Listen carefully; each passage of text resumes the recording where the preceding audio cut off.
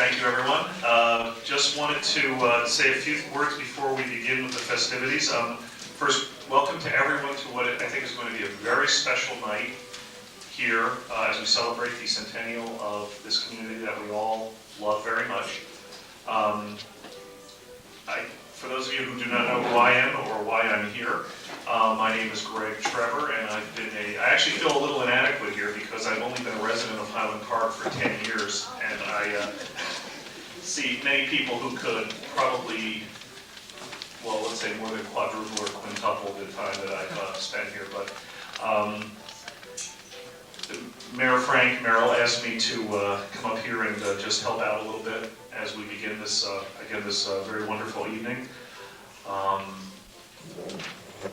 Before I introduce the folks who are going to be doing most of the talking, I just wanted to say something special about something I've given some thought to, and my wife Allison and I have talked about quite a bit, which is why it is that we all find this community to be such a special place to live in. As I indicated, we've only been here about 10 years, so we've lived in a lot of other communities all over the country, New England, Midwest, the South. And the question we always ask, and people ask us, is why Highland Park? Why is it such a special place to live? And I'm sure everybody here would agree that this is special, but I find sometimes it's hard to explain that to outsiders. You know, other communities are walkable, other communities have really nice parks, and they have nice restaurants, beautiful neighborhoods, great services.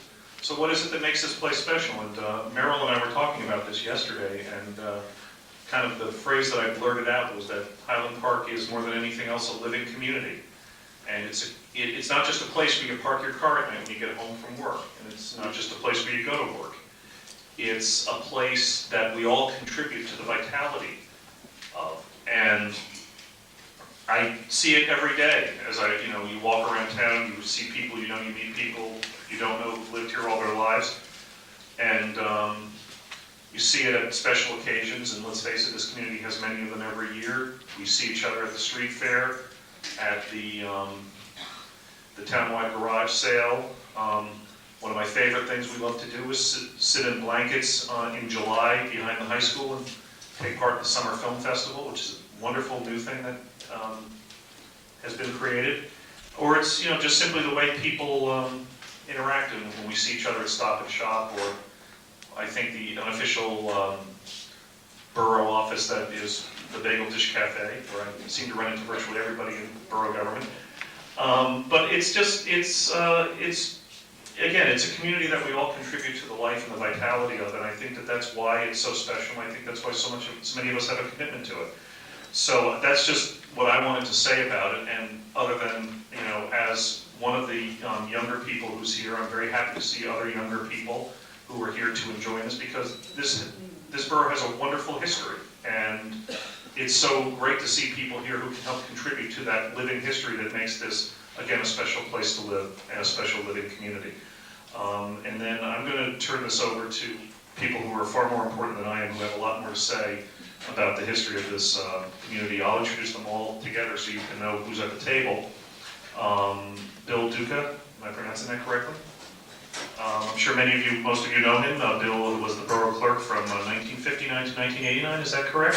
1959 to 1989. Correct, and as you can see, unlike me, he does not need a microphone. And a resident since 1942, is that correct? And I didn't need one at the council meeting. Well, thank you, Bill. It's great to see you here tonight. And also Bill Callahan, who is a borough historian and a former councilman, I was told. Well, I was a former councilman. There's a lot of questions about being a historian. Okay, well, I'm not. Okay, well, I stand corrected. I'll make sure we cross that out if we do any further introductions, John. And then someone we're very happy to see here is Eleanor Williams, who turns 86 next week, and whose father was the mayor of Highland Park, and who had two grandfathers on the first borough council. So it gives you some idea. Okay. Oh.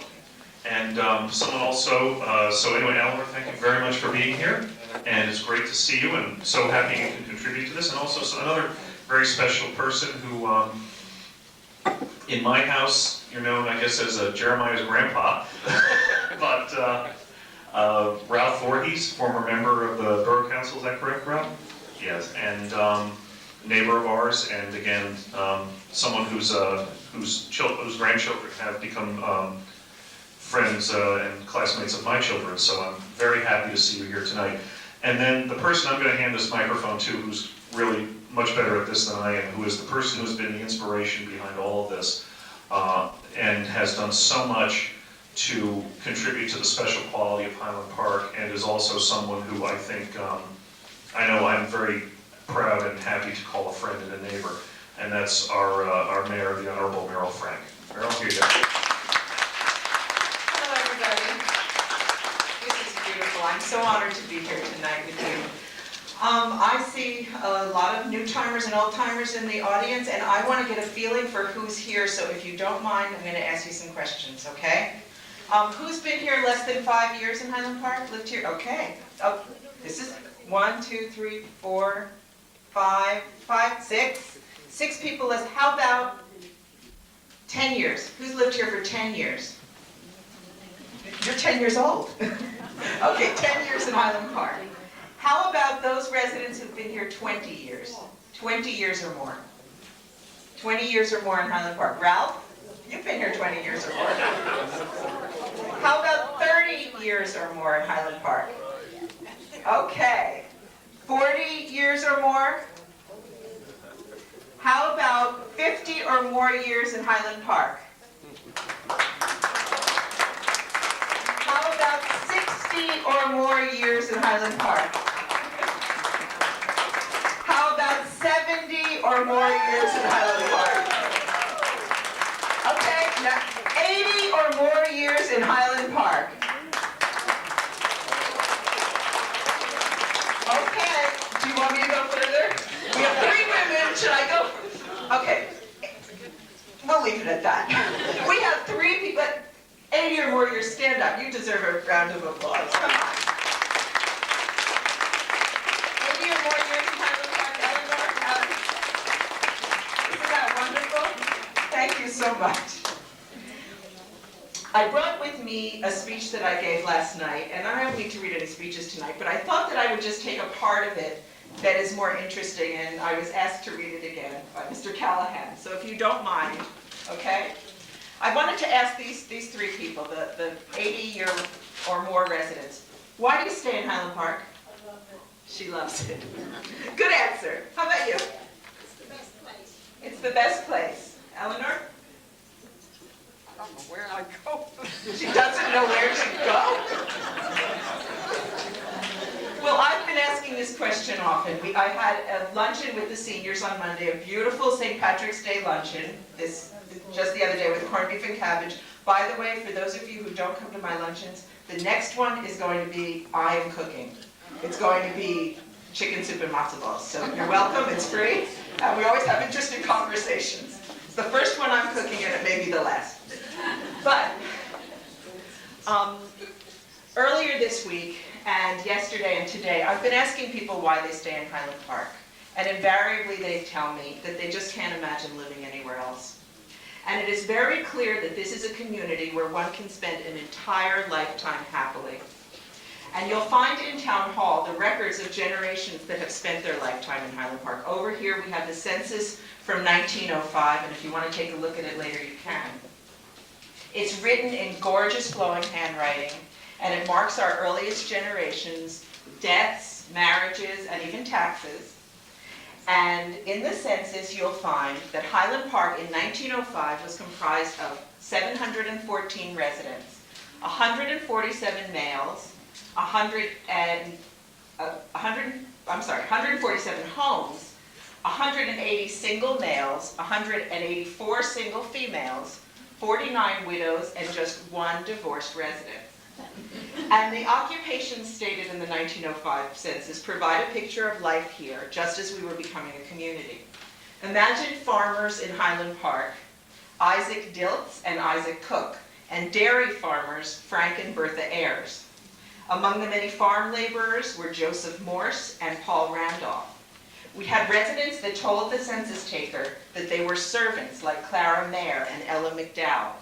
We had machinists and we had masons We had laborers, and like the Askins family, which was among the earliest African-American families. I'm convinced that the Askins are the Haskins, by the way. We also had errand girls and errand boys, and a couple of railroad conductors, and a coachman, and I'm not quite sure what a coachman is, but we'll find that out later.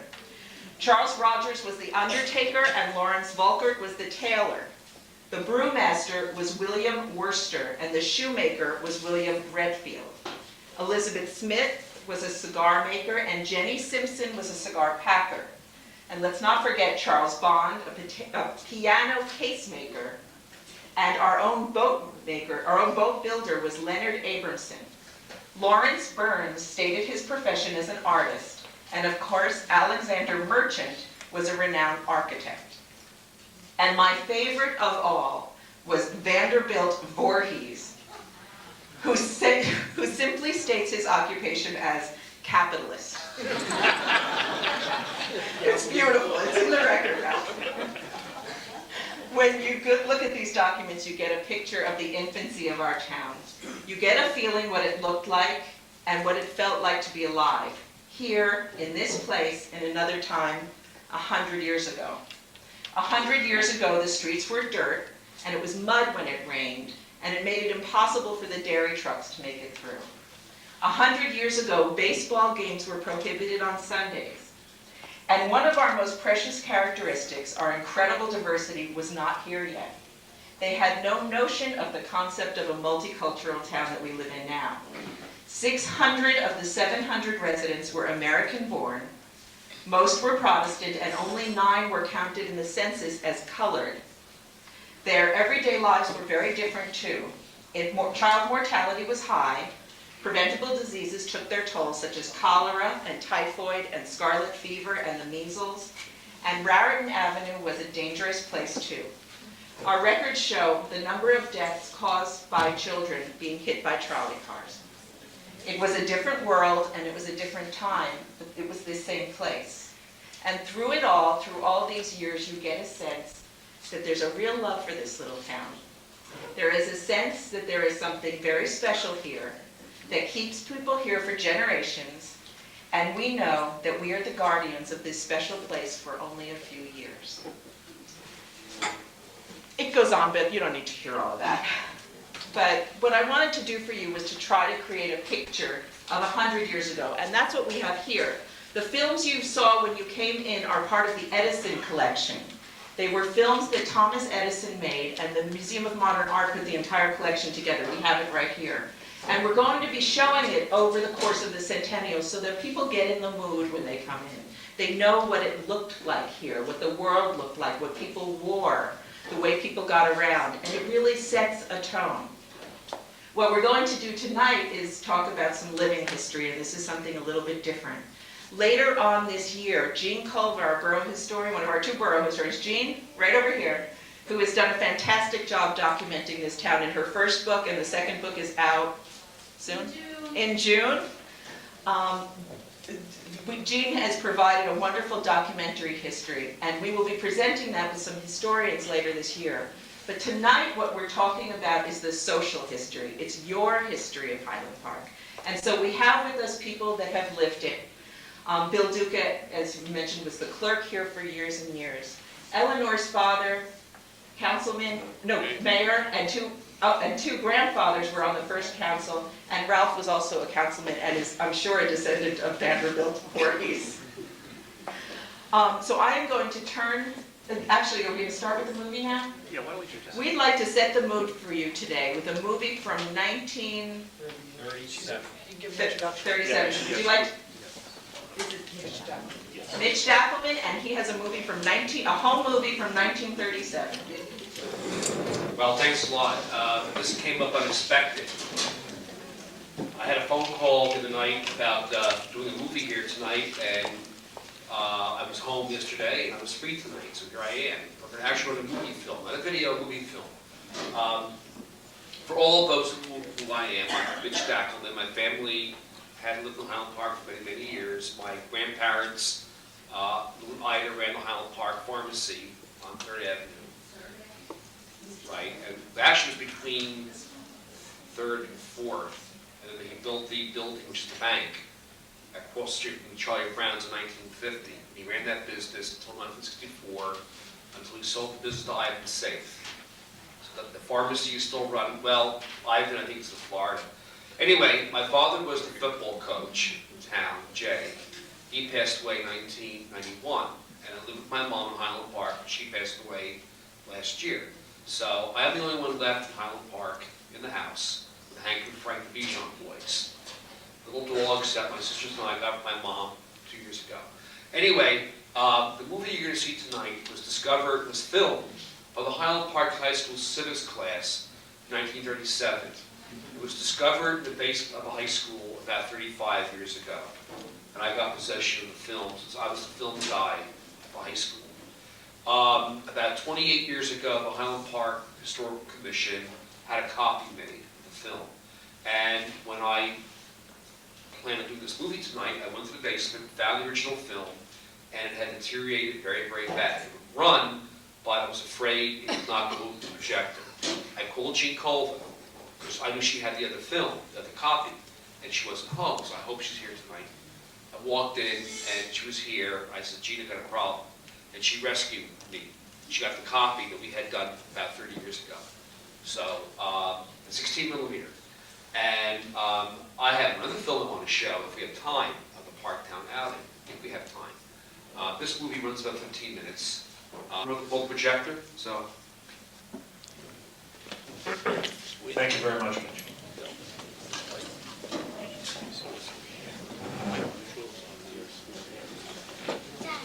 Right away. Over there. Right out here. The alarm song. Yeah.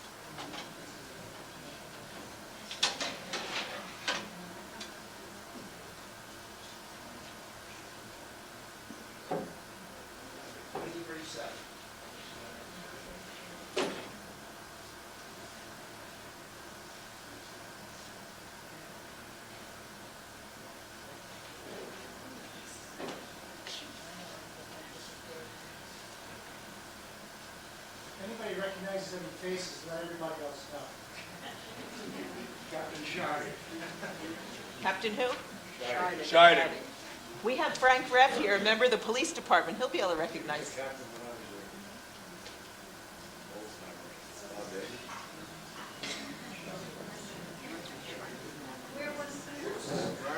This is now that international market.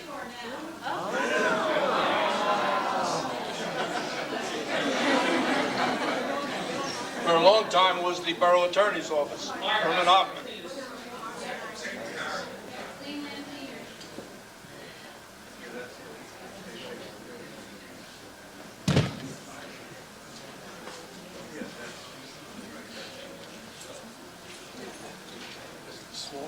Back to us.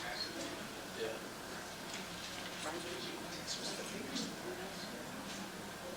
Now, I believe the shooting range is the basement of the Reformed Church. That's right. That's right.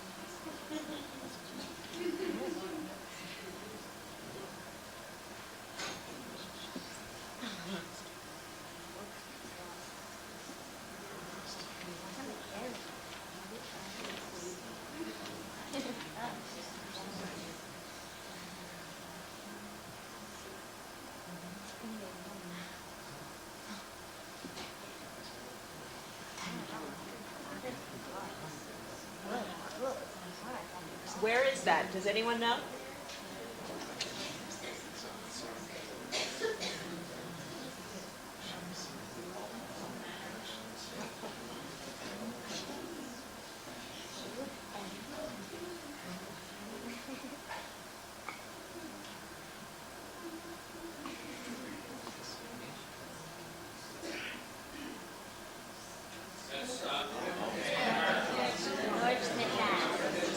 It's not recording.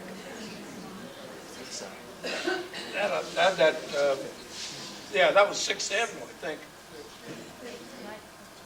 6th and Raritan. They used to have a control box there.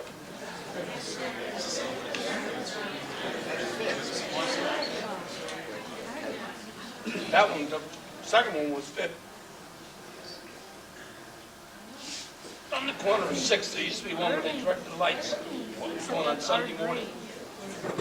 In the church.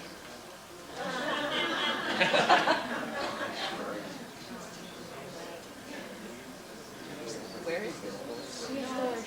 I don't think. Probably, that's probably the place. We don't have classroom that there's like a site. Where is this? Does anyone know? Urban School. It's a playground. Playground. Urban School gym back there. Oh.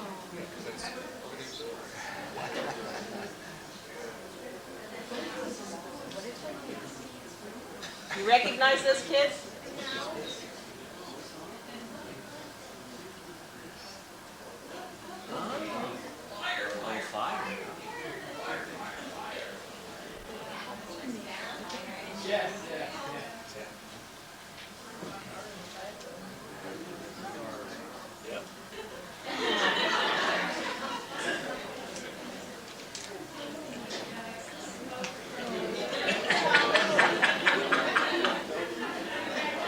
How could they get it?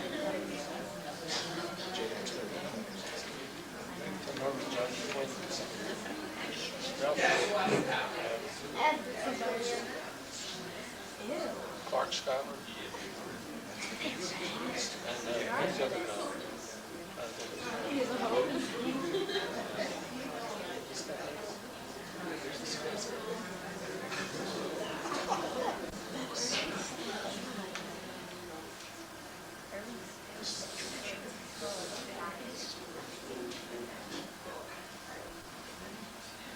That's the place.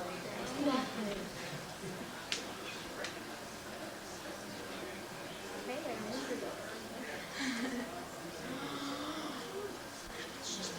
Oh, that's what I was asking. You splash it in the eyes. That's nice. Yeah,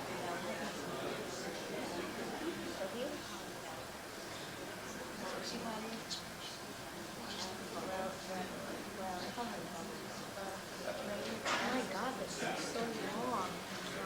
But like the minutes.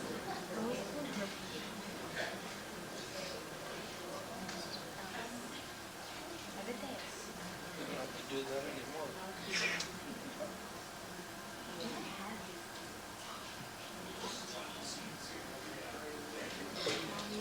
Yeah. What do you think? Why would I make it so actually, you're right. She probably how could they live without TV? Spirit is lost.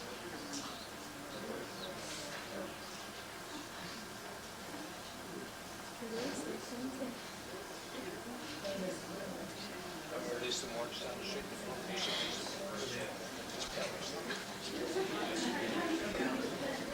But no, they didn't.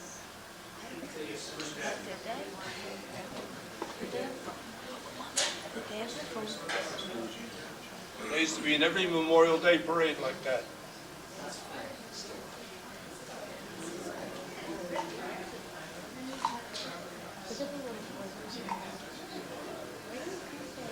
Where is that? Can anyone identify where this is? Do you know where they are? This is First Avenue. Please tell me what street it is. South First. It's only South First Avenue. It's the widest street in Highland Park, you know.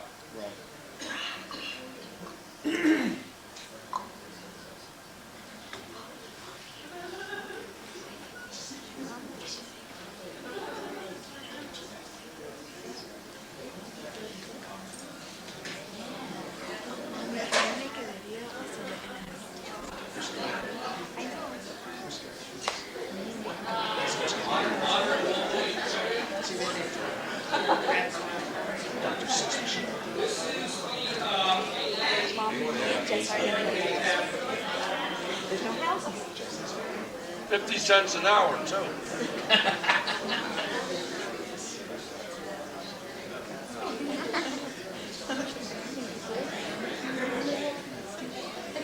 Look, he said he was saying you.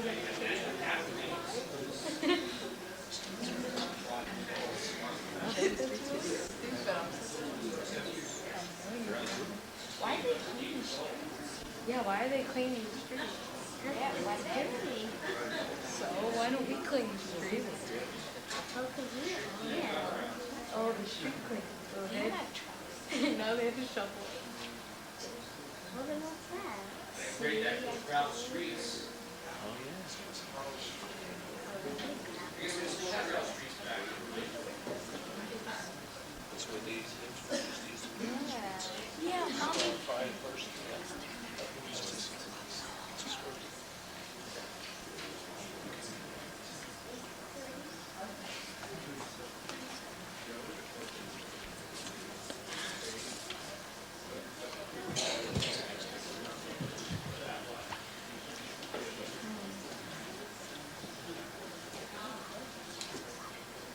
We're ready for the movie?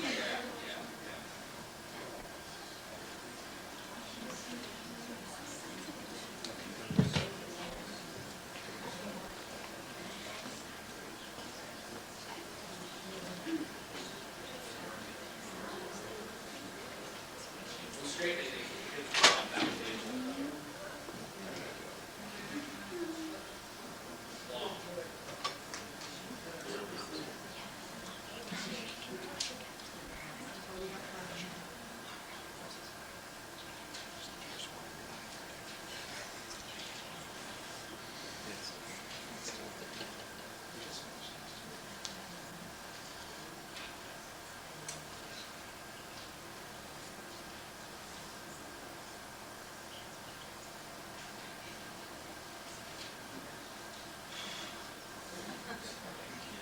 Wash them in at work.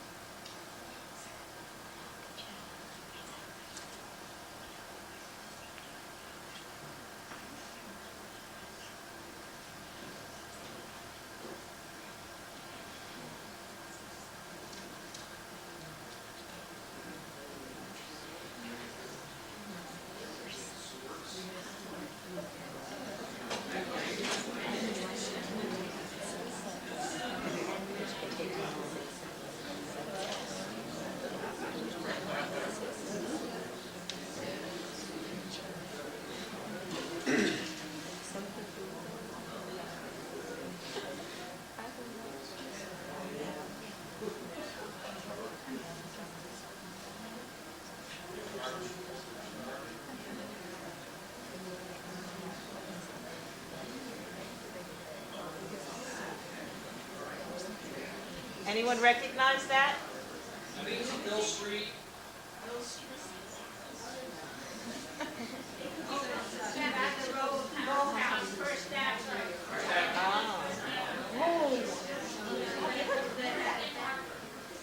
Yeah. Yeah, it's way down. Whole bunch of houses crushed together. Wow, this is very.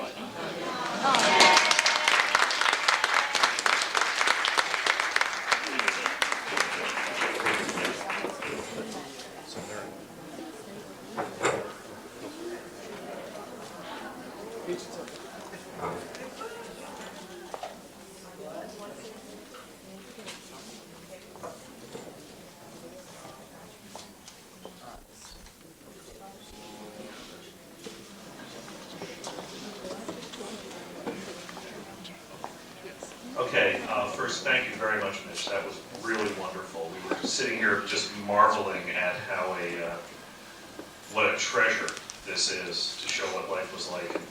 And I think we were also marveling at all the grass that we saw when we were there.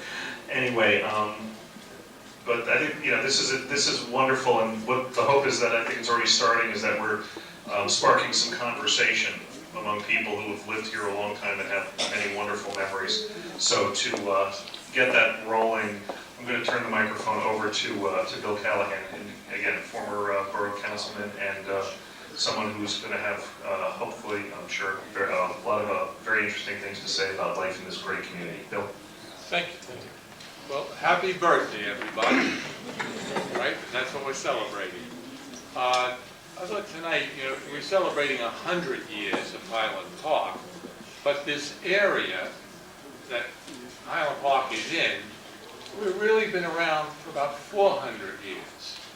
So what happened in those 300 years before we became Highland Park, everything contributes to where we are today.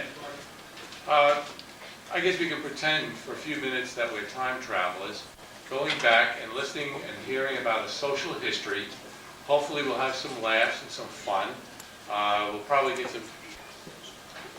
get some cherished memories jogged in your mind, and maybe somebody will shed a tear or two. That would be nice, thinking of their past family history. First of all, I want to thank Merrill and the borough employees and the staff here for putting this together, the Borough Council, so that we can come and have a conversation about our history. Parts of the history of Highland Park are not crystal clear. Some of them might be based in legend, but as a famous newspaper man said, if it's legend that sells, we'll keep the legend in spite of the facts. So hopefully that will generate questions, and you will generate questions, and it will not be a dialogue of this table that way, but a dialogue all around the room. And we might not go in date order. Things might be jumping all over the place. Before coming here, I said I wanted to get a couple of questions that I would like to have answered. For example, who were the first settlers in this area? Well, it goes much further back. Yeah. And what did they pay for the land? Why is Raritan Avenue and River Road located where they are today? What role did Highland Park residents play in the arrest of a mafioso? I'm not going to mention any names, Bill. I'll let you just answer that.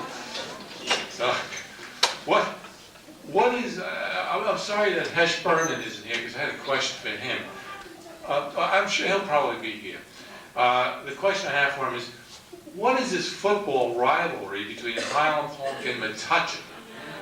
Were any prominent and respected Highland Parkites involved in any misdeeds at Metuchen High School? Never. Yeah. Who invented the Band-Aid? How many Nobel Prize winners resided in Highland Park?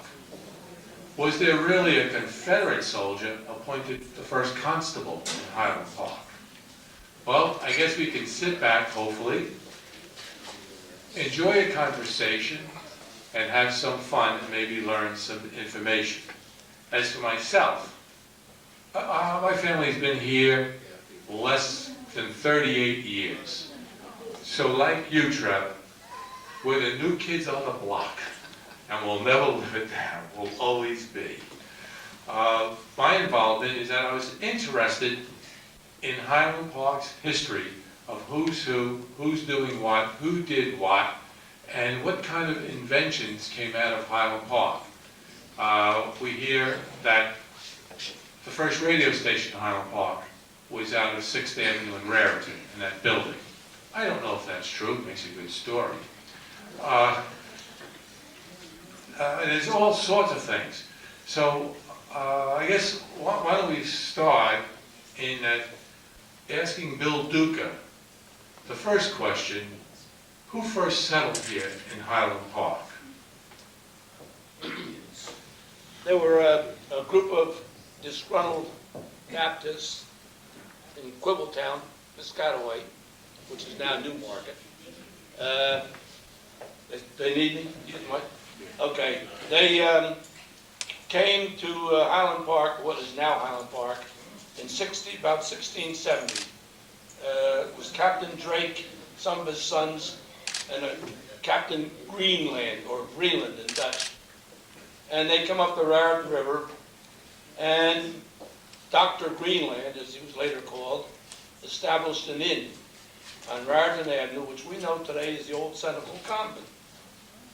The original portion of the Centennial Convent, not all the stuff on the other side, but as you walk the front entrance, that was the original inn, established in 1675.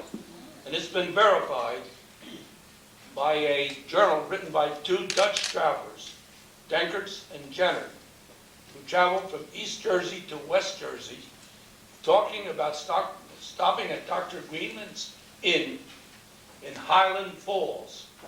Now, Highland Park was called Highland Falls at that time. Excuse me, I'm losing my voice. It was called Highland Falls because if you look out the Centennial Convent, look across the river at low tide, it is so low you can walk across the river.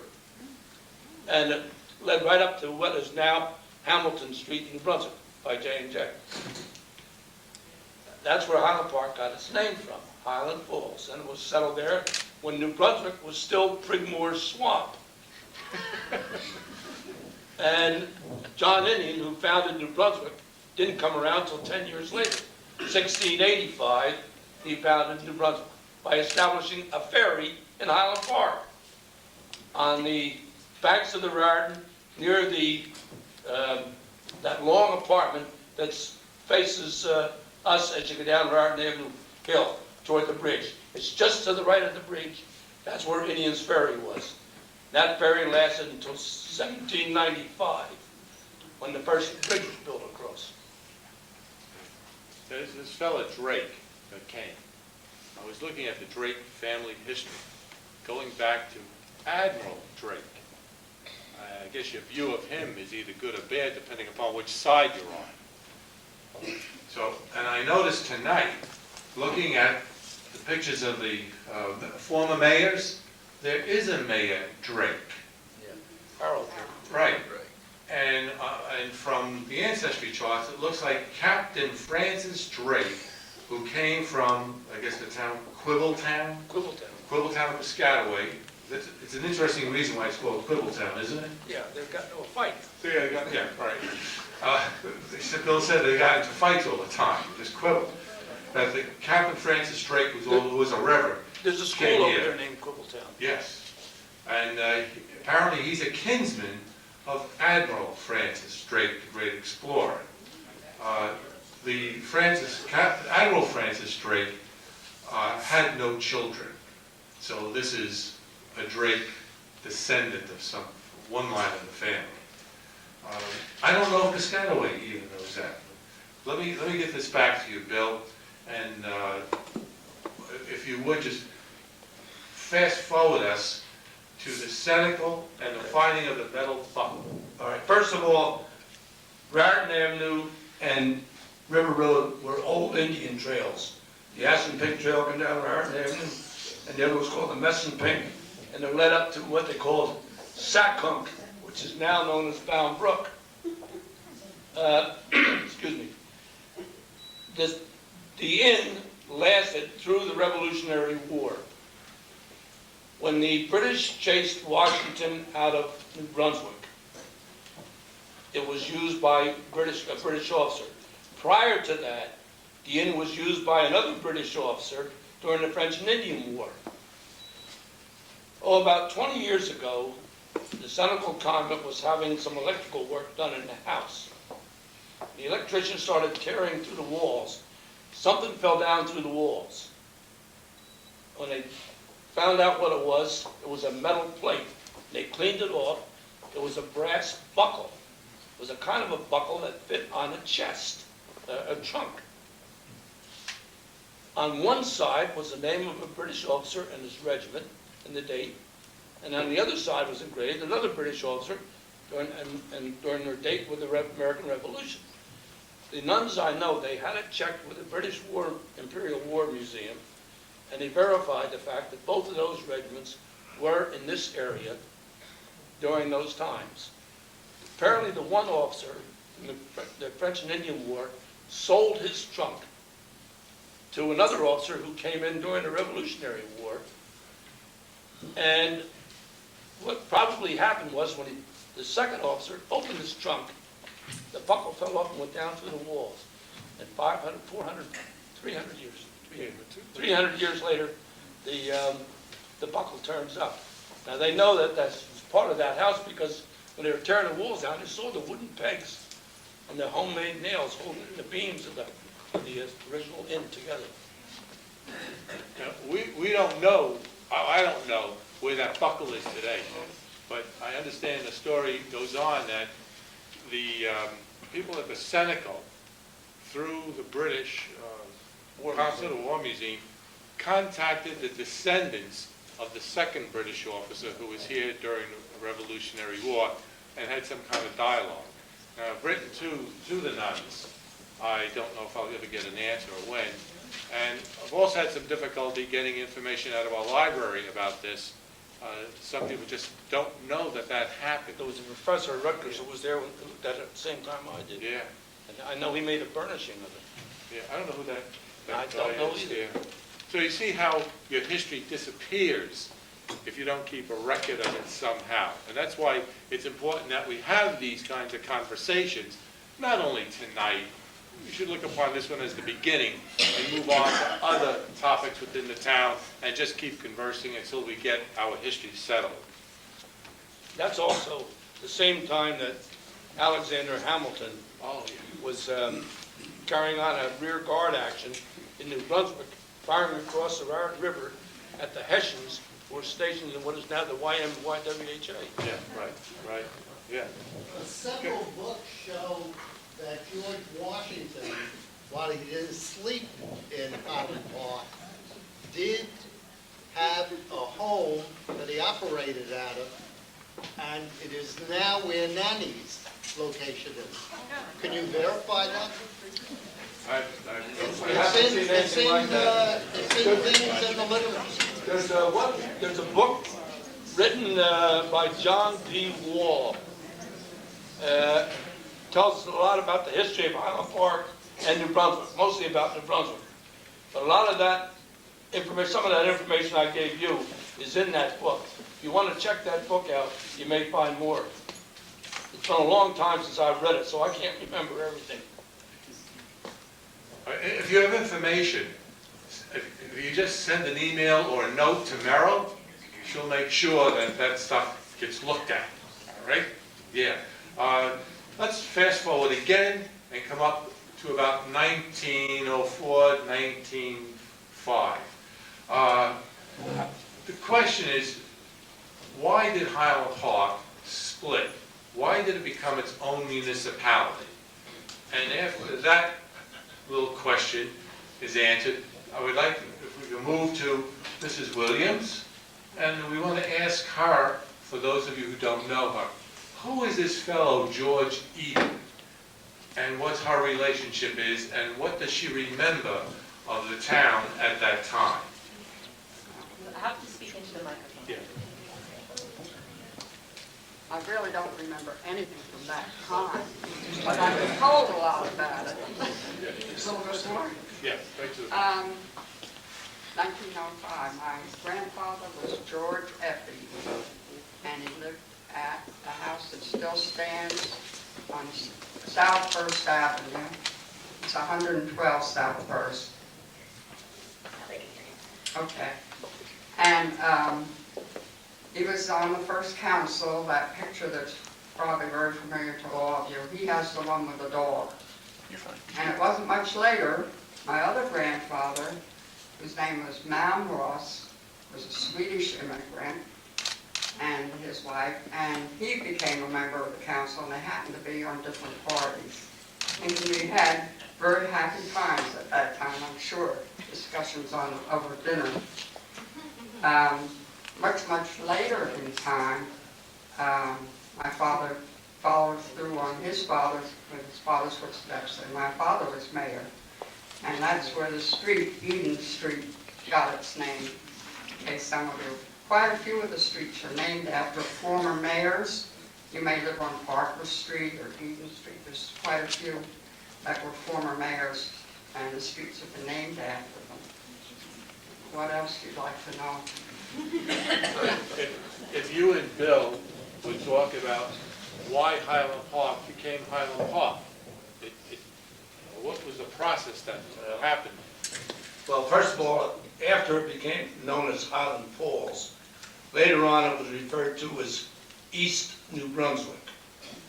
And when in the 1830s was a period in this country of great internal improvements.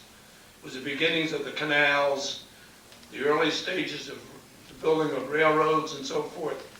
And it was a railroad built that ended in Highland Park. They couldn't go any farther because of the river.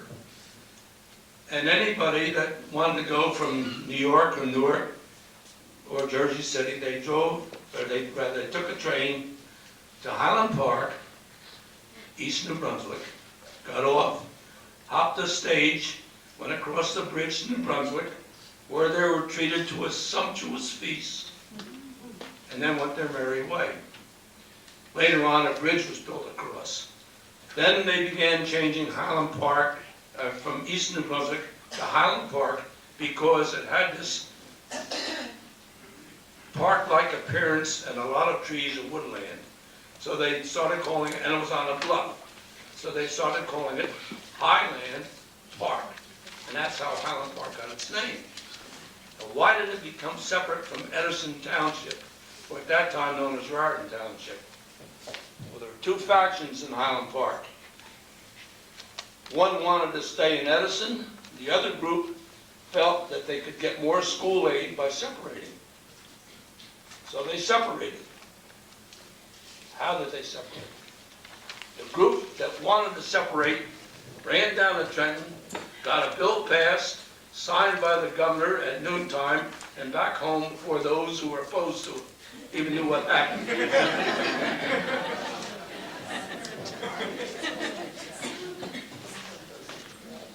If you don't have this copy of the article of the Home News saying Park Prospects baby clothes, it's up here, just come up and get it. So I know some of you don't have it. Raise your hand if you don't have it. Can we just, again, let's just change the pace a little bit and go over to Ralph Voorhees. This is one interesting gentleman. When did your family come here, Ralph? And we'll pass the mic there. And could you give us some recollection? Well, my family goes back to Rutgers primarily. That's how we came to this area. My grandfather went to Rutgers and graduated in 1892. And he was a Dutch Reform minister. And then my father graduated from Rutgers in 1916, married my mother in 1918, and they moved to Highland Park in 1921 or 22. And we lived on Cleveland Avenue and then moved to Grant, where 221 Grant, and where I spent my boyhood days. And that was where I gained my love for Highland Park. In high school, it was a wonderful school, good academics, and I had a great coach in Bus Lapine that had a tremendous influence on me in my life. And through that, I met Mitch's father, Jay Dackelman, who was also a wonderful coach. And so I had a great youth growing up, and then I went to Rutgers. And none of our children went to Rutgers, but I have my oldest grandson is at Rutgers now. So we've had a long history with Rutgers in this area. I was so fortunate when growing up to know so much about the family. My father being he was quite a writer and a theologian, and he wrote books about my aunt and uncle who gave the Voorhees Chapel. And what they did they started a black college in 1901 in Denmark, South Carolina. I was just down there a few months ago. And I was so blessed to hear about family that had given. I've often talked with people that families don't have a chance to talk about giving, how wonderful giving is. The real happiness in life, in my view, is to be able to do something for somebody that he or she doesn't know you've done it, but you have the satisfaction, the happiness of knowing that you've helped somebody.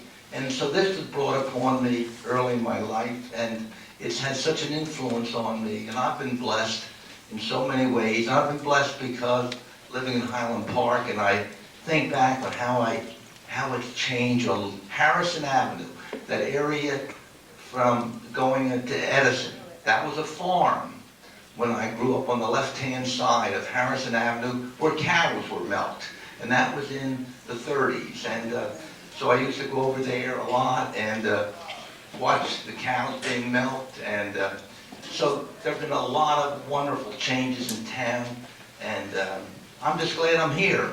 And I don't know what else you'd like me to say, Bill, but I'll... Highland Park's history for individuals extend well beyond Highland Park. And one of the interesting facts with Ralph's family is that they had some connection with Abraham Lincoln. I remember you telling me this. And maybe you can just tell us a little bit about that. Well,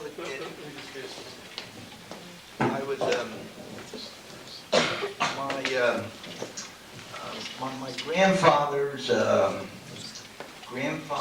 brother was governor of the state of New Jersey in 1898 to 1901, and he was a wonderful man. He was a lawyer, practiced in Elizabeth, and had a place in High Bridge, which he gave land up there, which is now Voorhees State Park. And Bill, I must have told you that a long while ago. I can't remember exactly what the family connection was to Abraham Lincoln, to tell you the truth, but I'm just trying to think of which one it was, and I'm not absolutely, I'd rather not say something that's not absolutely true. I remember you telling me the nomination on the convention. Oh, yes, that is true. I'm trying to think it was my great-grandfather who went to the Republican convention and did vote for Abraham Lincoln at that convention in 1860. So my family's been involved in politics. Most of them were Republicans, and then I came along. I was not the favorite son of the family because I became a Democrat.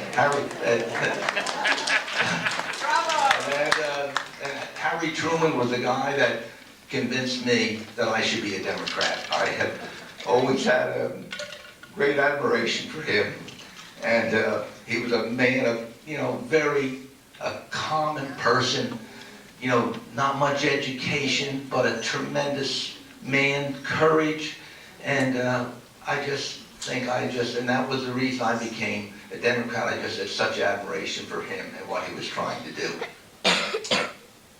What was life like? You and Eleanor were growing up. What was it like riding the trolleys? What did you do with that? Eleanor's a lot older than I am. She was running. Whoa! Good thing we didn't do it. No, go ahead, Eleanor. Well, there were two trolleys, one that went out to Woodbridge, out Raritan Avenue, but the most interesting one was the one that went out River Road, and we could take it out to a park, Riverside Park, and they had all kinds of chippies and Ferris wheels and I don't know what all, and we'd have picnics out there, and that's one of the big thing I remember about the trolley. The other one went all the way from Woodbridge Avenue and Raritan all the way down through to New Brunswick. But I wanted to add something about Lincoln.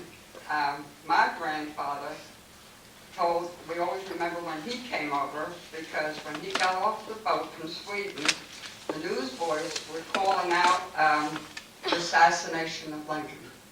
The newsboys were distributing the newspaper. So I always know when he came across the country and brought his wife later. I think a very interesting part growing up was the Raritan River.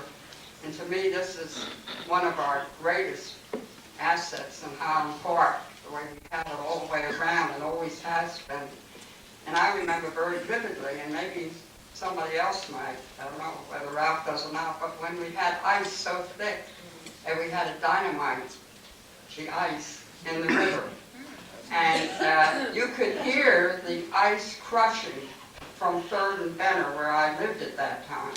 It was so thick, and they were afraid it would break down the bridge embankments. And so they brought in dynamite, and we all prayed, that the bridge wouldn't go.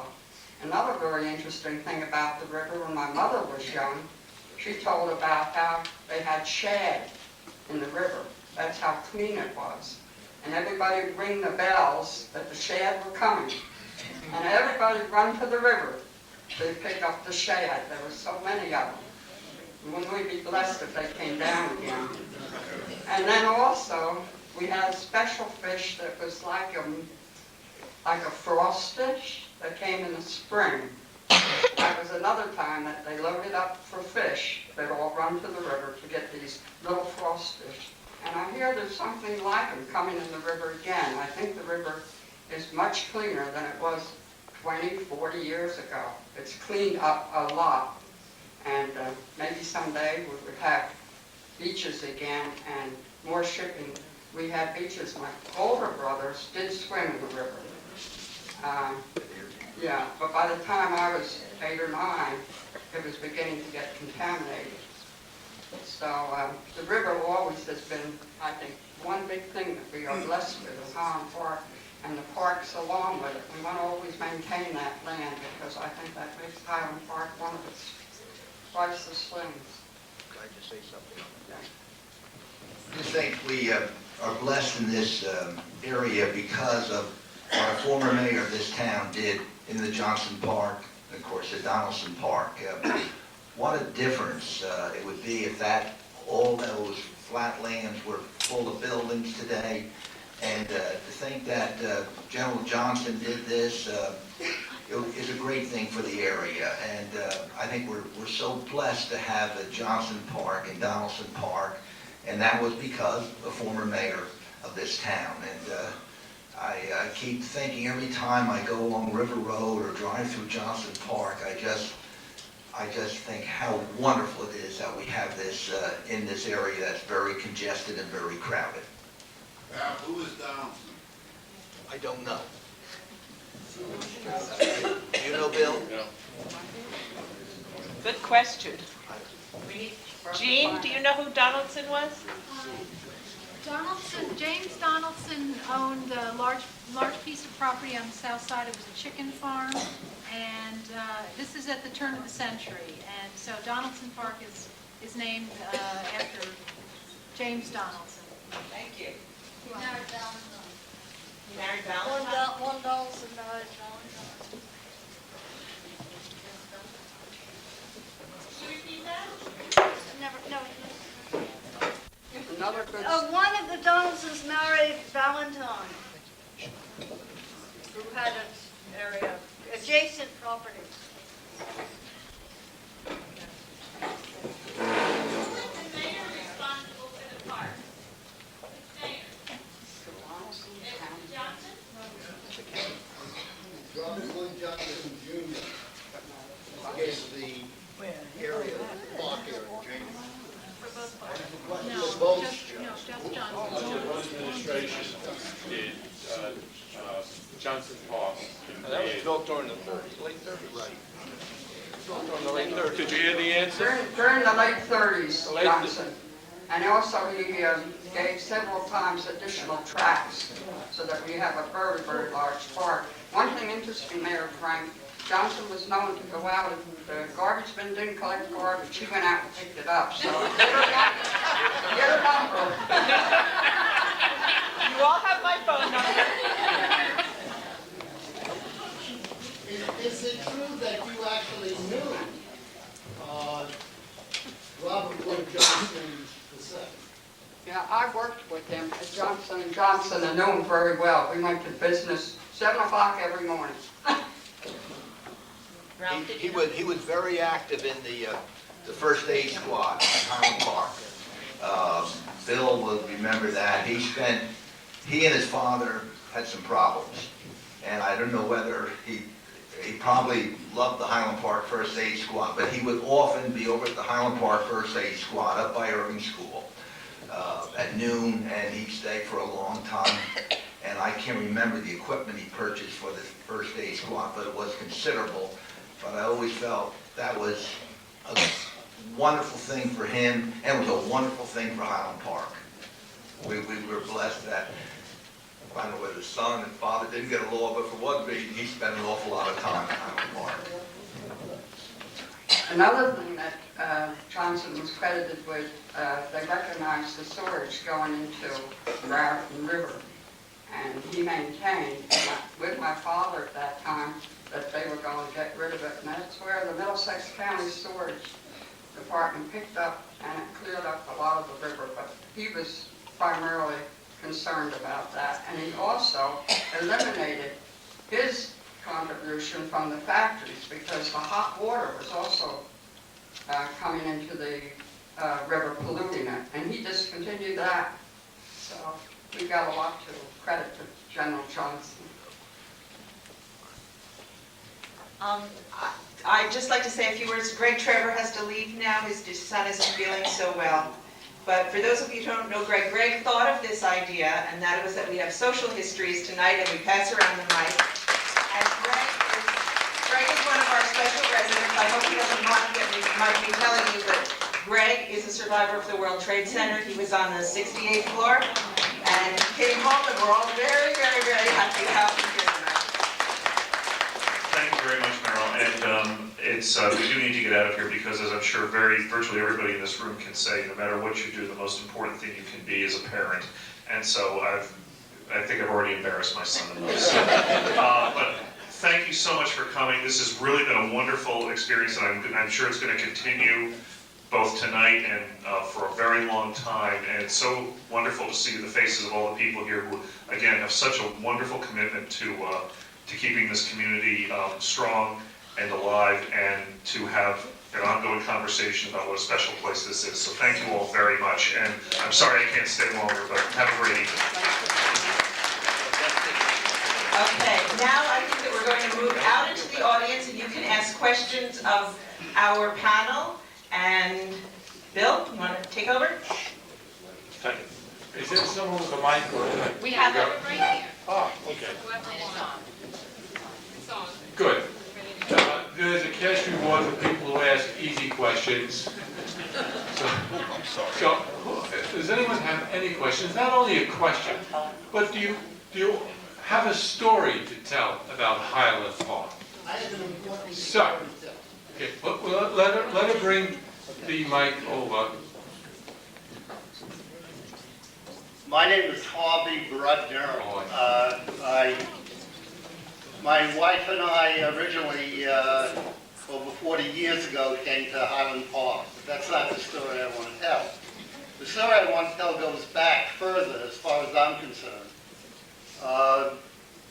Some 65 years ago, for various reasons, I became, in New York City, very much in love with the poem Trees.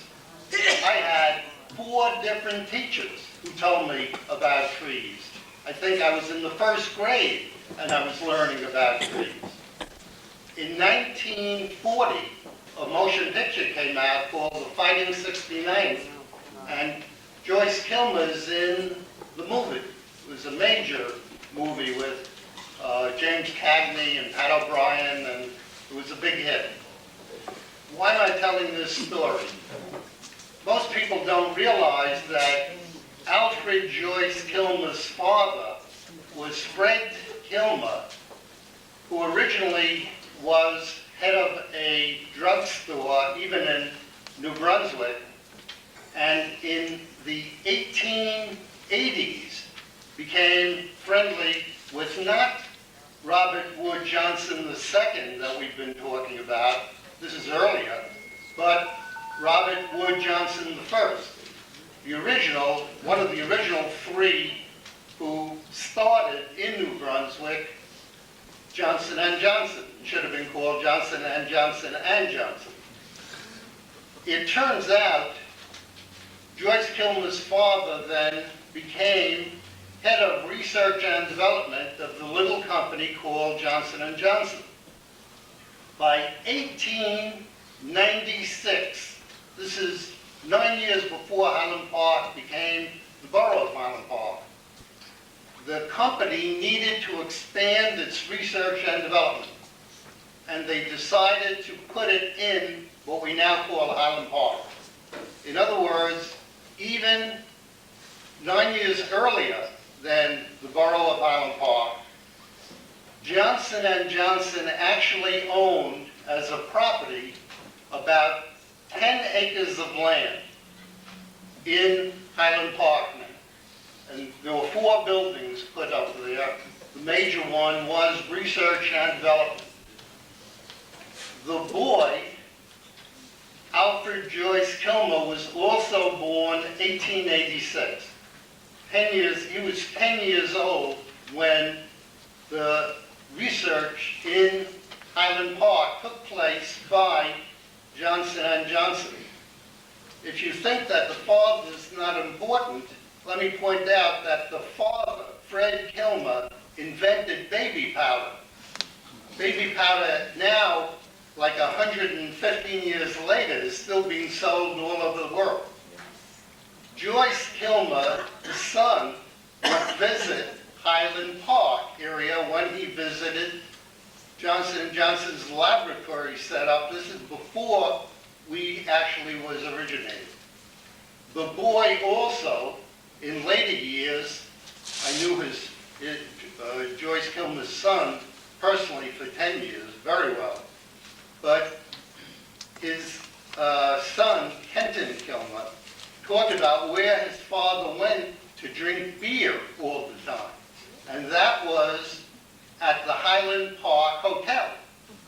On the first floor, right down, you could get the highest quality beer, and he used to come here. Harvey, can I interrupt you for a second? I'm not familiar with what you're saying, but it's really interesting.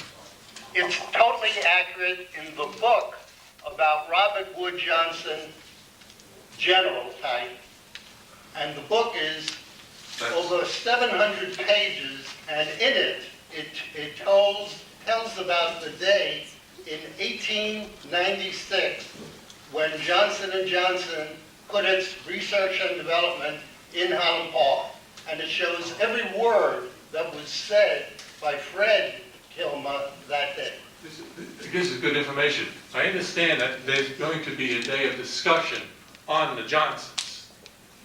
And I wonder, do we have that book? We do have the book.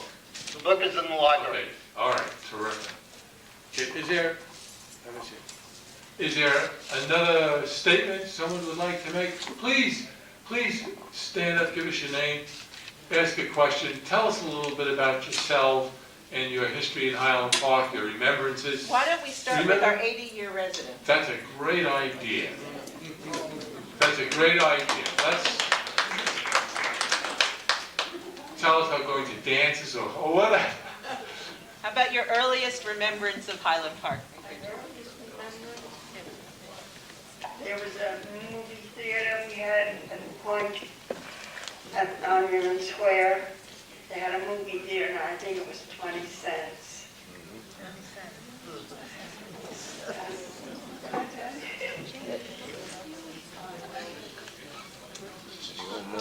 I don't know what else to say. I just love living here. It's a wonderful place to live. My children were born here. They graduated from school here. And they went on to college. And they still come back home. It's a wonderful place to live. How long you need them? Would you state your name, please? My name is Pauline Schwartz. Good, and thank you. I live at the senior house. Senior building. You want me to give it to you? Our children have the senior building. I'm very happy there. I can't get over 10 years. You gotta think of one. I can't just think of it.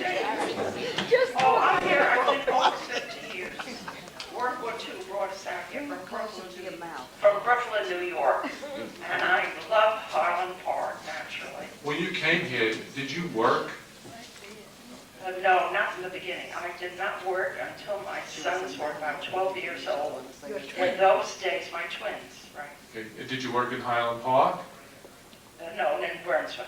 In New Brunswick, In okay. Brunswick, And yeah. did your husband have anything to do with Camp Kilmer? He worked for Mack Truck? Trucks in Plainfield, right? That's why she's so rich. Yeah, all right.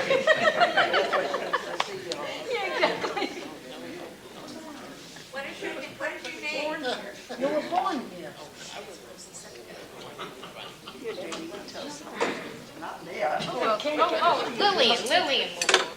Remember, 100 years from now, people are going to be looking at this video and say, I knew that person.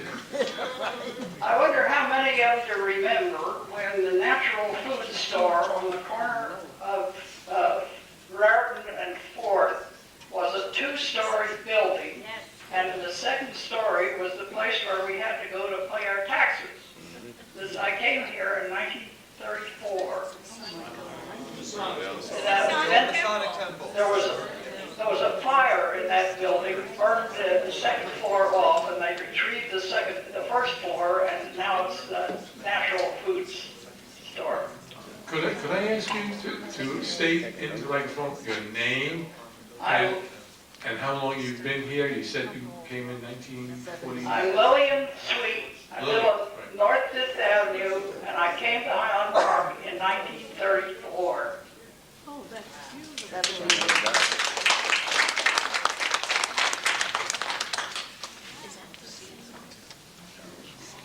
My name is Bernice Brandt Bernstein. My first memory of Highland Park was in the spring of 1937. At that time, I was living in New Brunswick. I was attending Miss Brown's dancing school. My mother and I were told that they were going to have a rehearsal at St. Paul's Auditorium in Highland Park. So we got on the trolley and we came to Highland Park. First of all, I had never heard of Highland Park before. I thought I was going to another country. That summer, unbeknownst to my family, my father bought a house in Highland Park on Summit Place. It, I think, is the only really dead-end street in Highland Park. My mother went to Irving School to register my brother and I at the school. In New Brunswick, we had half grades. For example, you had promotions twice a year.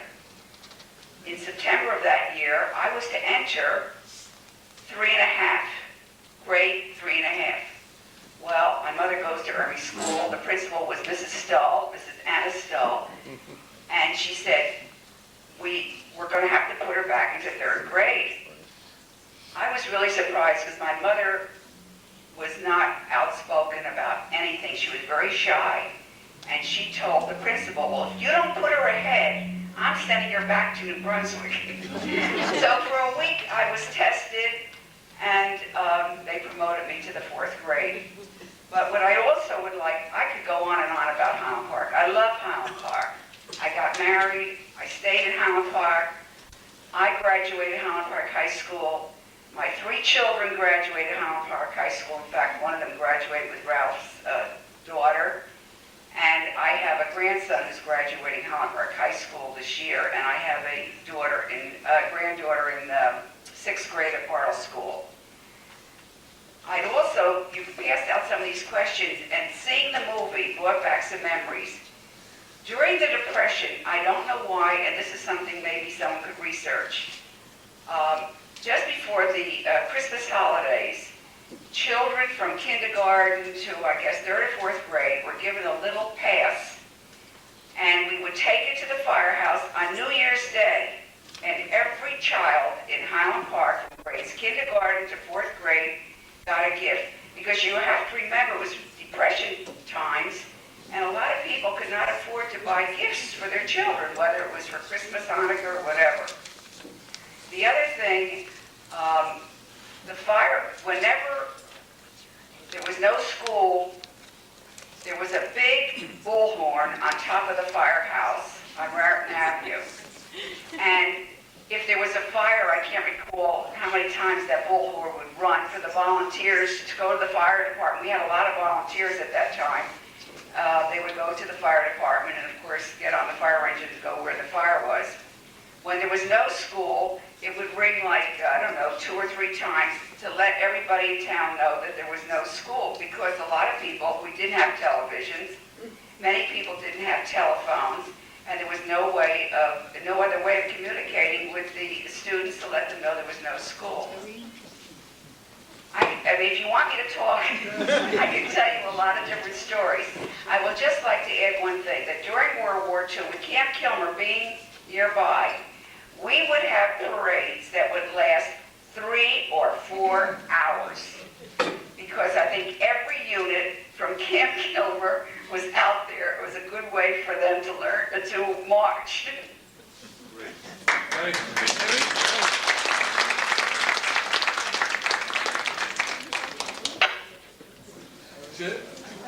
Is there anyone in the audience who's only been here a short period of time? Oh, we have another, oh, yes. Thanks.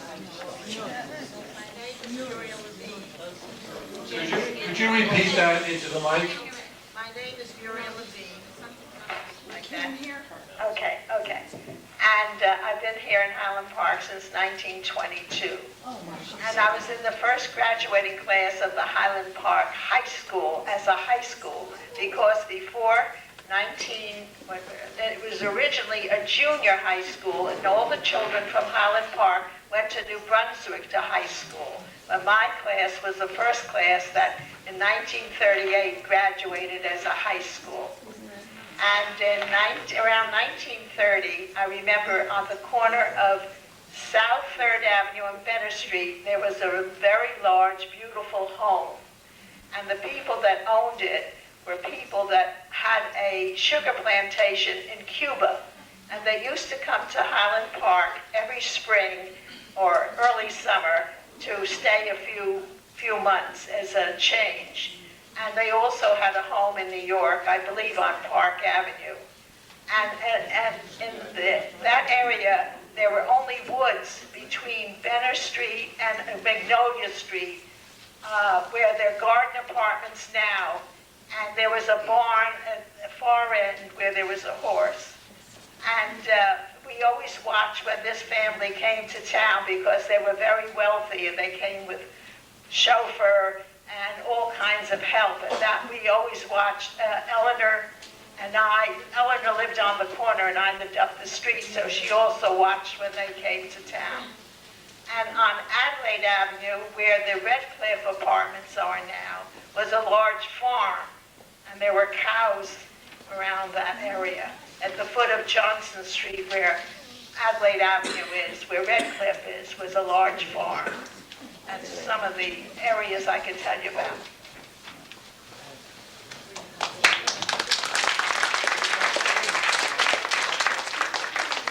Maybe a short term, anyone who's been here 5 years? You see what, 5 years? Okay. Can we bring the mic over? Oh, all we need is your name. My name is Eva Olis, and I've been here 10 years, and it's really a great place to be. I enjoy it very much. What brought you here? Oh, well, my husband was a rabbi in San Francisco, and we lived there for many years, and then he got Alzheimer's in 1988, and slowly he couldn't find his way, and I decided it was too painful for me. So my daughter lives here, so I decided I want to come live near her, and that's why I moved. And so, and then he subsequently died. After 10 years of being ill with Alzheimer's, he died. And so I moved here, and it's really been quite a wonderful experience. And I found out that Merrill and I are related. Are you a show in the audience?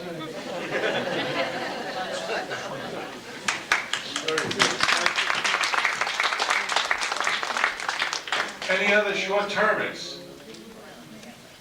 Mr. Callahan, I want to ask you, how long have you been a member of the council? I only remember you when we first moved into Highland Park. Really? It must have been a traumatic experience. I We've been, okay, I'll get there, right, 1 second. My eldest daughter is born in 70. So we've been here since 1970. And the reason we came here is that we were looking at areas to live. The first consideration was what kind of education will the kids get? And we bought a house on Jackson Avenue. Does anybody know what Jackson Avenue is? A couple of people, yeah, right. And we bought the house that was previously owned by Walter Merrill. Walter Merrill was the tax collector. He was a clerk in the tax office. Clerk in the tax, okay, yeah. So we bought his house, and the Merrills are still in Highland Park. And in fact, if you, their names are also on that copy of a home news ad listing the servicemen during World War II who went into the service from Highland Park. We were looking at that before, you'll notice there's quite a few names there.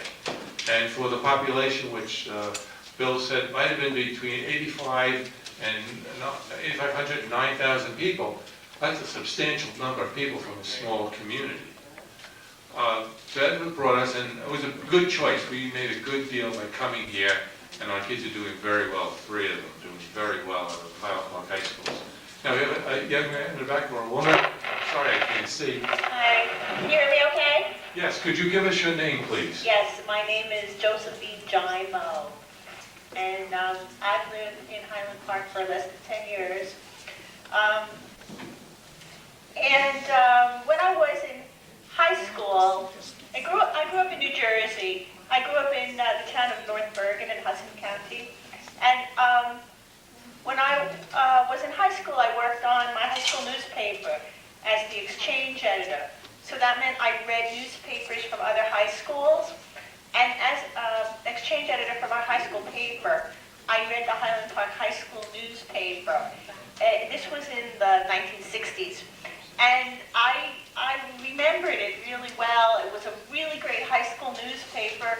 And I always would spend most of my time as exchange editor reading that high school paper. It was just a great place. I thought, boy, it sounds like a great school. I went to a great high school, but Highland Park High School sounded really great. So when I got into consulting work in Central Jersey, and I was looking for a town to move to, a place to live, a place to buy a house. Several people pointed me to Highland Park, and then immediately all those memories of that great high school and high school newspaper came back. So that was, I already had a connection to the town because of that. So I'm really happy to be in town. Thank you.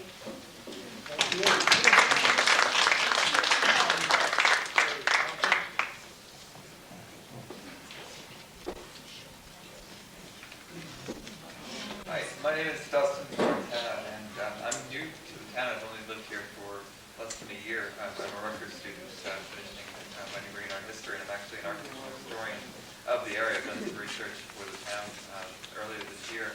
But my grandmother lives in the rival town of Metuchen. She's lived there for 60 years. And her name's Eleanor Hanna. Her husband moved her there after World War II when he bought the house with GI money. After he stormed the beaches of Normandy and returned, and he was a chemist at Merck for 25 or 30 years. But I've already loved the area. I've loved it ever since I was a child, and I guess this is sort of a homecoming for me. But being in Highland Park, I've learned so much about the town, the history of the town, the people that live here, and it's really one of the most fascinating places because there's so many artists and creators and writers and painters. And in the 60s, actually, there was an artist who had a studio in the old YMHA. After it was, they purchased it after it was abandoned for a while. That was he was a sculptor. His name was George Siegel. Yeah, and George Siegel. Yes.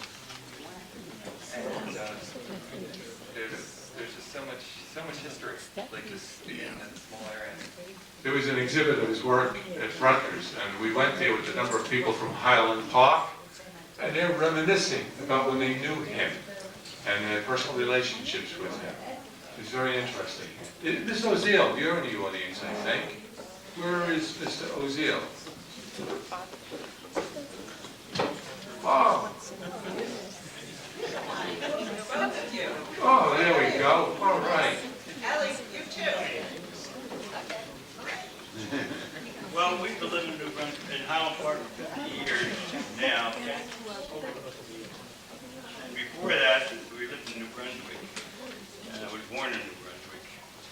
And I always remember coming to Highland Park to go to Ayers Beach, which we had here. And it was very a clean beach. We had bathhouses right by the river. We'd change our clothes and go swimming.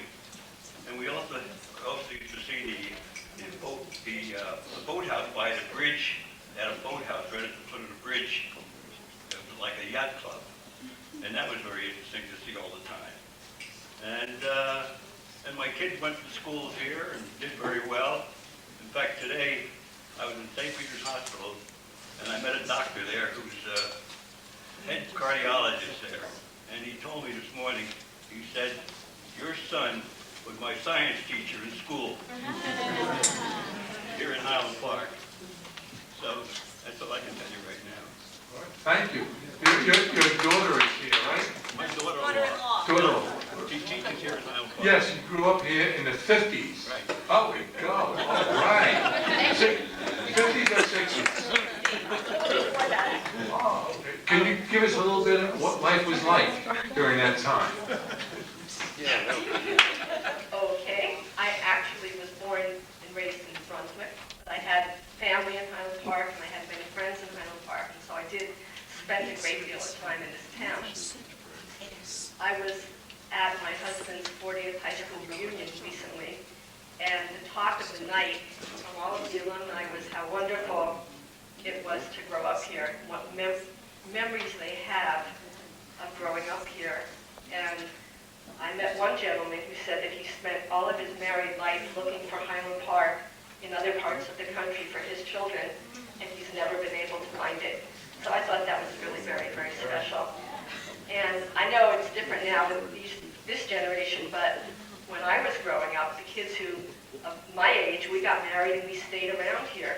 And nobody wanted to move from Highland Park. All of the kids wanted to stay here and raise their families here, you know, so that they could be near their grandparents and their friends that they grew up with.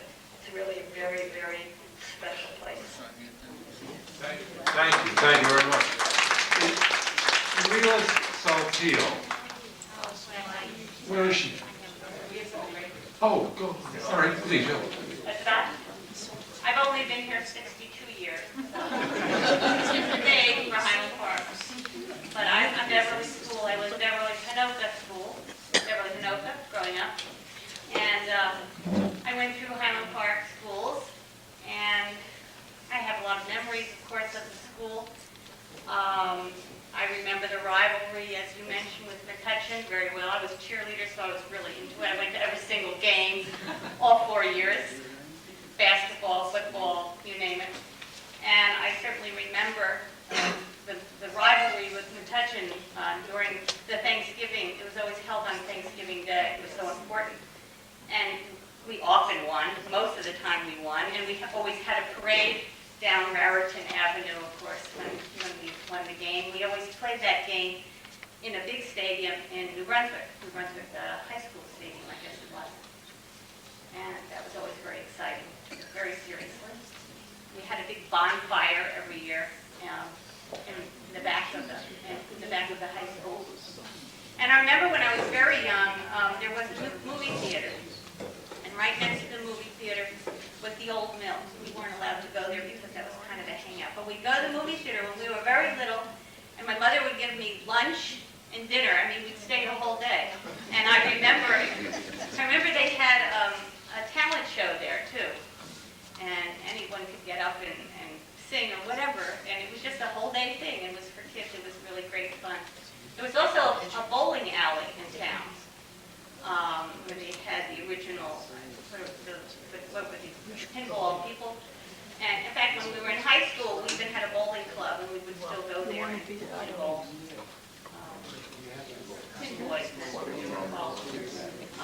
My parents lived in town. My father just passed away a few weeks ago, but they were here for 70 years, and a lot of fine memories. My mother's still in town. I'm still in the same house that I grew up in on Felton Avenue. Felton, if anyone knows, I'm just curious, who was Felton? Does anyone know that? Mr. Felton? Fern was across the street from my parents. Yes, my dad. Okay, I'll pass it on. Thank you, Beverly. Beverly served on the Board of Education in town. And as far as I know, there are a number of people who are returned Peace Corps volunteers. Beverly is one, but she's the only one that I know that went into the Peace Corps from Highland Park and served in Columbia, right? And Mrs. Saltiel. Oh, Jerry's got it? I can't keep track of that line. I'm Jerry Pomper. Marlene and I have only lived here 41 years, so we're speaking as youngsters. But I wanted to tell you, since we've mentioned the Bartle School a number of times, just to get it on record as to who Bartle was. Bartle was Sissy Bartle, who was the first teacher in Highland Park. And she taught the first class on in the area of what used to be the Lafayette School, which is now the Lafayette Apartments.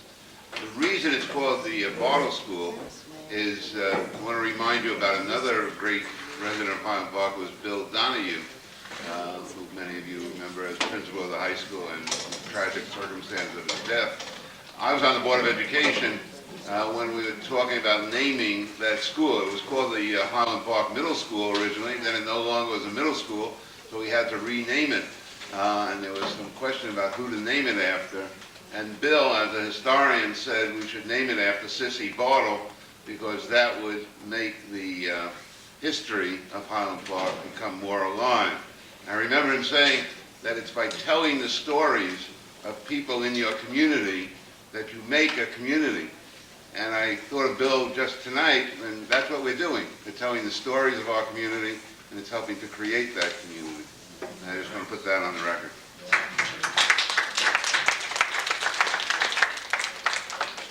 I'm Marlene Pomper, and there's just one thing I'd like to add to that story. One of the fondest memories I have is ice skating on the pond with our children, going out even before school started on a frozen pond with once the green ball was up, you had to watch for that ball. And they used to put a truck on the ice and test it to make sure it was solid enough for everybody to skate on.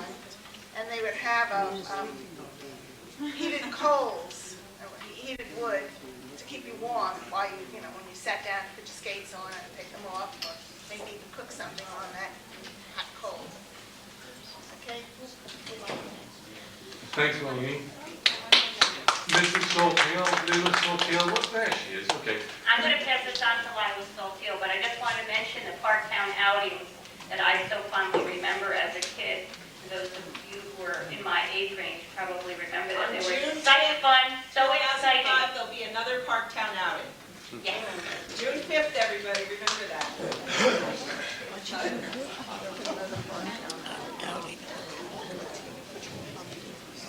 Thank you, Peter. We're related. I'm Lila Saltiel. I was born in St. Peter's Hospital. I have lived in Highland Park all my life. I was born at 418 Benner Street. Higher? No, turn it like this. Oh, turn it up. Oh, I'm sorry. Did you all hear me? No. Okay, I'm Lila Saltiel, born in St. Peter's Hospital. Lived at 418 Benner Street as a kid.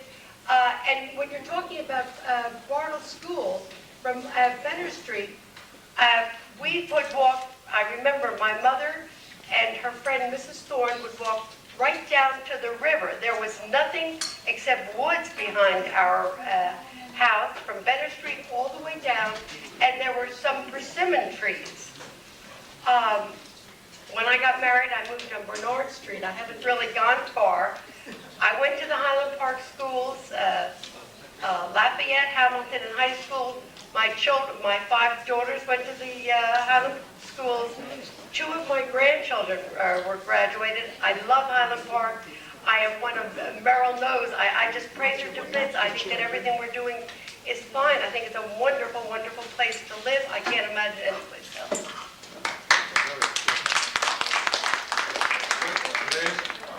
take the microphone over here. I just want to get a gentleman that has quite a bit of knowledge about Highland Park, his everyday life, but he sees it from, he has his experiences, have him see it from a different view. I'd like to ask Frank Breff if he would give us some observations. I'll give you observations.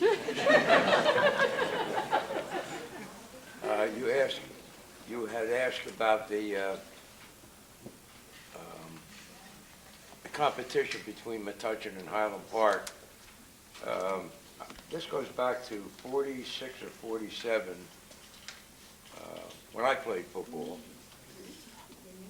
We had won, I don't know how many games in a row prior, and then the one year we played all our home games in Johnson's Park, and the goal post was wood. And the one game Metuchen beat us, they tore the goal post down, started a riot, and they took a piece of the goal post back with them. So we said, no, they're not taking that from us, so the statute of limitations is up. We went to Metuchen, broke the store window where they kept it, took it back. They came back to Highland Park, they broke our store window, took it back. So a truce was called, and from that day on, that trophy has gone to Highland Park probably 90% of the times. But that's when that all started. Frank, your occupation? I'm a retired senior citizen, enjoying life, and I've only lived here 68 years. Oh, my God. I helped start the first aid squad back in 1949, and as Ralph was alluding to the J&J people, they donated all the first aid equipment that we used every day. And Fred McCallum, who owned Flaco Pie Crust, bought us our first ambulance, and that's why McCallum Place is named McCallum. And there's a lot of other things, but I'm going to give up now. Thanks, Frank. We're going to have another occasion. As we're ending the program, I'd like to come back to our panel and ask each one if they would make some final remarks, and then I'll make a remark, and then the mayor will finish us off, right? Okay, a light candle. Bill? Well, this isn't an old memory, but 1944, Fifth Avenue Sweet Shop was the watering hole for every teenager in Highland Park. And I remember we were all, four of us who were inside, and they ran the test air raid alarm. We all got chased out of the building, so we're standing out on the sidewalk. Four of us were talking. And Miss Fisher, a fond memory, lived upstairs. She heard us talking. She threw a bucket of water out the window and got us. Shortly after that, Captain Shattuck, I think he was Lieutenant Shattuck at that time, come up. One of the fellows says, "What's the matter?" He says, "Dry up and get out." I never found out whether that dried up meant because we were wet or we were talking too loud.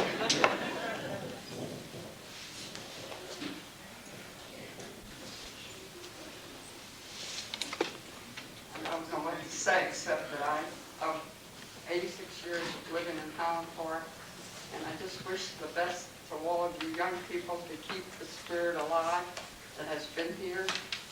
It's a beautiful place to live, and it's been beautiful all the young people growing up, mine included, and I wish the best for the young people that'll carry on the spirit in the Highland Park, especially for the beauty of it, the parks, I say the assets, the education has always been top, and there's for people interested in the government and giving, people that lived here made it, because they volunteered in all areas, and I think that spirit still continues.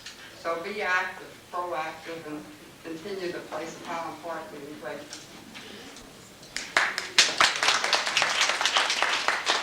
I just wanted to say what everybody said here tonight pretty much, that what a great place it's been.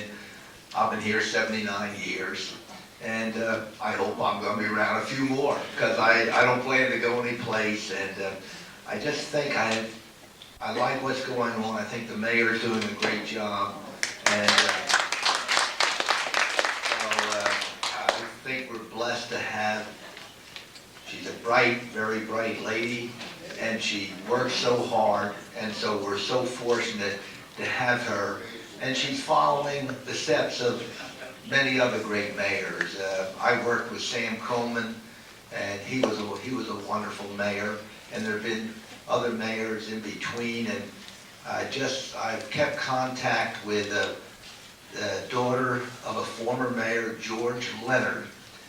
His daughter, Martha Leonard, was a doctor here in town, and she now lives in Connecticut, but she comes down here generally once a year. She's a Douglas graduate, and so we keep that connection. Martha's about 90 years old, and a wonderful, wonderful lady.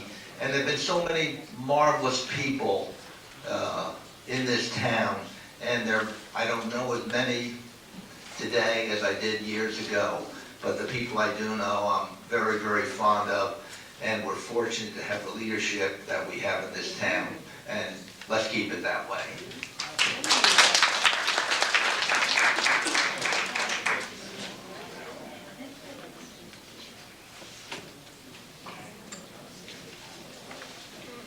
Well, listen, we're almost finished. I just want to say, I want to thank all of you for being here. It was a wonderful conversation, our little trip to the past. I hope all of you enjoyed it. And it really doesn't matter how long you lived in Highland Park. It's the spirit that you have that is Highland Park. I would ask or remind people that if you did not sign in, please sign the sign-in sheets that have been passed around. I want to make sure, for the record, we get everybody's name, and we can look at this in another 100 years and talk about it. Also, I'd like to thank the mayor, the borough council, the panel members, all the people who made this evening what it was, just a terrific evening. And if you happen to have old photos, stories, memorabilia, please contact the mayor's office if you would like to donate it to the, I guess you're soon to be asked, archives of Highland Park history.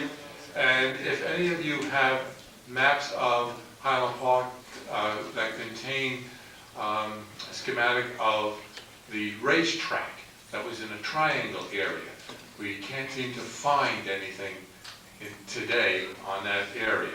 So we'd like to get some information on that racetrack. And with that, thank you, Merrill, for just a wonderful evening.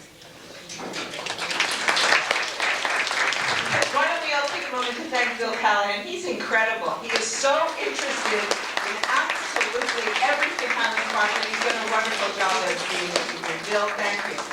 And to our panelists, to everyone that's here, but before you leave, I just want to tell you what's going on with the Centennial. Last night was the kickoff. Tonight, we talked about the past. Tomorrow, we're going to be at the Y. We're going to be talking about the future. Friday night, people who live in Centennial homes will be getting a plaque to put on their home so that when you walk around town, you'll see them. Saturday night at the Centennial, we're going to have a party for the whole community. So come to it. It's going to be a beautiful evening on this Highland Park Press. You'll see the details. It will be classical pianists and African drummers. Typical Highland Park, very diverse, a beautiful evening with food and art and music. On Sunday, I think you all must have received the Highland Park Centennial Film Festival flyer. These are films made by Highland Park professional filmmakers. The first one will be on HBO on Memorial Day, but we're showing it first. It's by a young man whose production company is called Highland Park Productions, John Hume, and it's a documentary about his father who was killed in Vietnam when he was 8 weeks old. The second film is Paper Clips, which is getting a lot of attention now. The third film, or fourth film, I believe, is opening the Tribeca Film Festival. These are all important films by Highland Park filmmakers, and one night is student films, and maybe we should add our film to that. But that will be Sunday. Monday, children will be presenting their impressions of Highland Park at the Board of Ed meeting, and every month there'll be events. This month in the library there's a photo exhibit, and each and every month you'll be getting, I believe that there's a schedule in there, what will be happening. In June 5th, we are going to have a Parktown outing. It's going to be a little bit different than the ones you remember. It's going to be a Parktown outing from 1905. There'll be hot air balloons, unicyclists, nickel hot dogs, there'll be people in costume, and we want you to come down and enjoy a carnival as if it were in the year that Highland Park started. Next March, we're going to have a gala to end the year, and the gala will be held at the Jane Voorhees Zimmerly Museum, who, as you know, Ralph's mom was from Highland Park, and we will be having a beautiful gala to finish the year. So look for our newsletters, look for information, and please stay involved. But now, how about we sing Happy Birthday to Highland Park?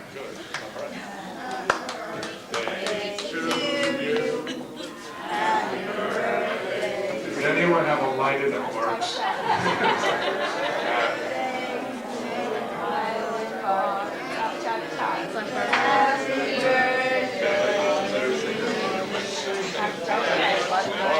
How about Ralph, Eleanor, and Bill? Why don't you come on up as lovely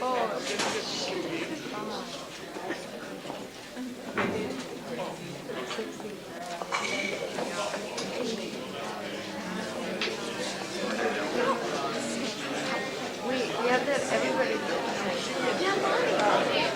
They're taking book Okay. on how many times we have to blow before the candles. And everybody stay for some cake.